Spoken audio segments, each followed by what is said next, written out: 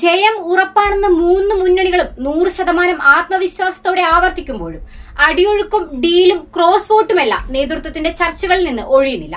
തൃശൂരിൽ സുരേഷ് ഗോപിക്ക് സാധ്യത മങ്ങുകയാണ് യഥാർത്ഥത്തിൽ സംഭവിച്ചത്.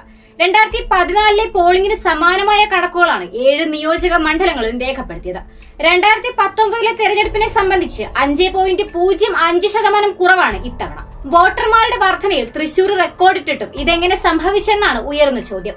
സംസ്ഥാനത്ത് ഏറ്റവും കൂടുതൽ വോട്ടർമാരെ പുതുതായി ചേർത്തത് തൃശൂരായിരുന്നു. 1,46,656.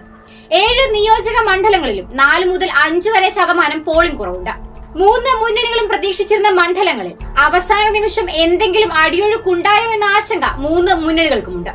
എല്ലാ നിയോജക മണ്ഡലങ്ങളിലും 5,000 മുതൽ 10,000 വരെ സ്ത്രീകൾ പുരുഷന്മാരെക്കാൾ കൂടുതൽ വോട്ട് ചെയ്തിട്ടുണ്ട്. നാട്ടിക, ഗുരുവായൂർ, ഇരിങ്ങാലക്കുട മേഖലകളിലാണ് കൂടുതൽ സ്ത്രീ വോട്ടർമാർ വോട്ട് ചെയ്തത്. തെരഞ്ഞെടുപ്പ് ഫലത്തെ ഇത് രാഷ്ട്രീയമായി ഏത് ദിശയിലേക്ക് തിരിക്കുമെന്ന ആശങ്ക എല്ലാ പാർട്ടികൾക്കുമുണ്ട്, പ്രത്യേകിച്ചും താരസാന്നിധ്യമായി സുരേഷ് ഗോപിയെ രംഗത്തിറക്കിയ സാഹചര്യത്തിൽ.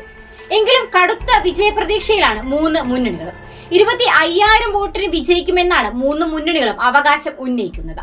ഇടത് വലത് മുന്നണികൾ ക്രോസ് വോട്ട് ചെയ്താൽ മാത്രമേ സുരേഷ് ഗോപി തോൽക്കാൻ സാഹചര്യമുള്ളൂ എന്ന് BJP അവകാശവാദം ഉന്നയിക്കുമ്പോൾ ആ വാദം തെറ്റെന്ന് LDF-ഉം UDF-ഉം പറയുന്നു.